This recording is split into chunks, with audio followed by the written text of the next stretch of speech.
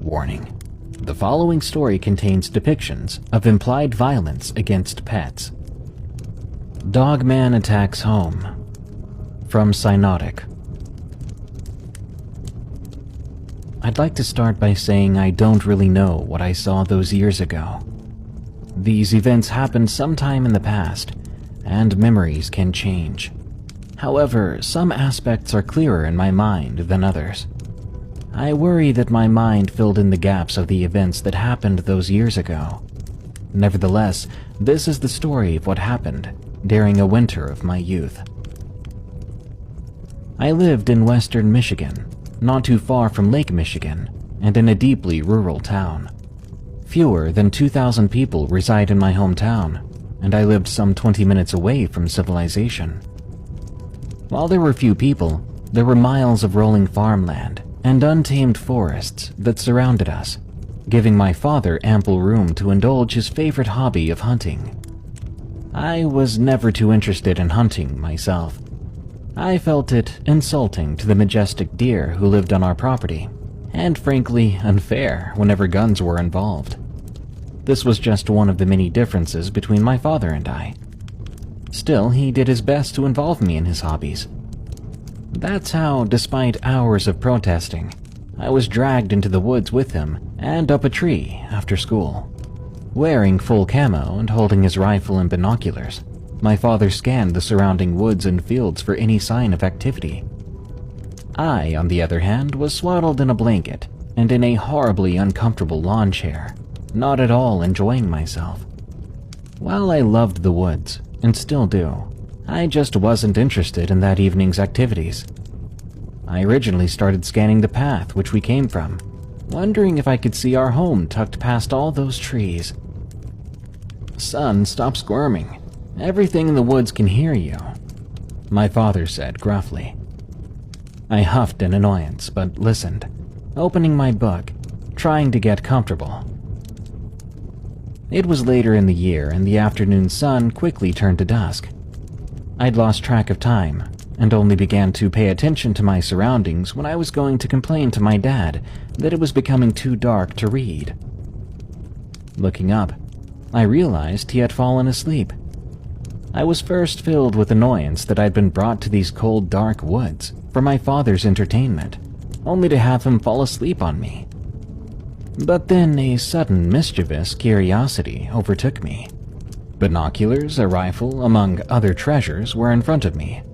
My father's tools, which I was told never to touch, were within arm's length, and for the taking. The gun was too intimidating. The binoculars, however, were too tempting to pass up on. These were high-powered and very expensive pieces of equipment, but I snatched them up and turned to see if I could finally see my house with their help. I searched through the countless tree branches and was about to give up when I saw movement. It was low to the ground, some dark brown furred animal that was shaking violently. I couldn't make out many details, and even though I saw antlers, it seemed unlike a deer. Deer were usually pretty calm and very distinguishable. I couldn't begin to guess what I was looking at, though I eventually noticed it was two things. One of them was dead, and another not so much. I quickly guessed that I was looking at two distinct creatures, one a long-dead deer carcass, and some other animal that seemed to be dragging it through the woods. I have a habit of talking too much, and this came to bite me when I muttered, "What is that?" under my breath. The thing stopped moving suddenly. My heart skipped a beat as I kept looking at it. There's no way that thing had heard me. It was so far away. Yet I saw those long ears perk up, and it turned to show its face. It was a canine thing. Long snout that tapered into a dark nose, sharp yellowish teeth that jutted out at awkward angles, and the most peculiar eyes. While it seemed to not have hair or have very short hair around its face, the part that stuck out to me were the eyes. They were a deep amber color, unnaturally illuminated in the low light, and they seemed too aware to belong to an animal. Even though I had absolutely no idea what I was looking at, it deeply unsettled me. Some voice in my head, even as a child, screamed that this was not natural. And yet, I was transfixed. I kept staring at it. Eventually, the creature stood still. Then it turned to look up. I locked eyes, or binoculars, with this thing. It cocked its head slightly, and I was mesmerized by its cold gaze. With an unnatural grace, the hunched figure began to unfold itself, and I watched with disbelief as this canine entity began to stand on 2 feet. It was very tall, though how tall exactly I couldn't say. It was thin too. It looked emaciated, as I remember seeing rib bones through a thin-haired patch on its sides. The legs were bent at an awkward angle, and given how the creature hunched and held onto a tree trunk, I guessed that while it could stand up, it was one of the many unnatural aspects of the creature. I remember it was strange, and I dare to say it had hands. The paws were unnaturally shaped with these spindly fingers that jutted out and ended with long claws. The worst part of the whole event was just the sense of understanding. I had a primal feeling that this creature knew I was up in the trees looking at it, that it understood completely what was going on, and that it and I both knew it could come get me whenever it wanted. This sense of overwhelming dread eventually led my shaking hands to drop my father's binoculars. The sharp noise shook the quiet woods as the glass of the binocular frames broke below. That one sound seemed to set off a chain reaction. I began to violently shake and started shouting for my dad to wake up. "Dad, Dad, something's out there. We need to go home," I begged. To his credit, he quickly woke up and took control of the situation.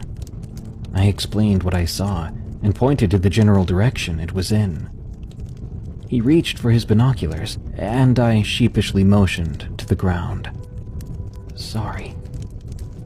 He scoffed and looked down the hill that happened to lead towards our home. The seconds dragged by slowly until he finally looked down at me. "It must have been a coyote. Whatever it was, it isn't there now." "Dad, it wasn't a coyote. I saw it."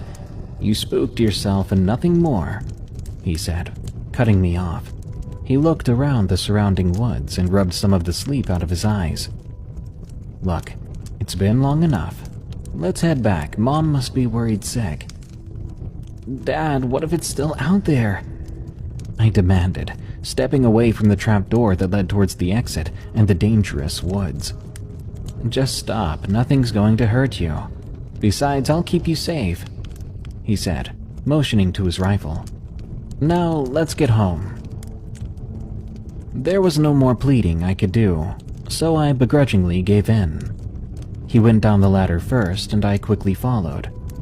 I saw him shake his head when he saw the binoculars, and he picked up his ruined gear, beginning the walk back home. For me, it was an excruciating walk, and though my father tried making small talk, I was too worried. I scanned the trees and jumped at every sound. Thankfully, nothing stopped us, and we made it home safely. My father explained the events to my mother, and they both teased me for having an overactive imagination. I said nothing, and just thought over the brief encounter. Over the few weeks that went by between the first encounter and my second, I began to believe that I was just seeing things. My father never saw evidence of anything when he went on various other hunts, and I pushed the thoughts away. Eventually, I forgot about the incident, although its eyes always bothered me. Even after the fact, they always felt a little too human.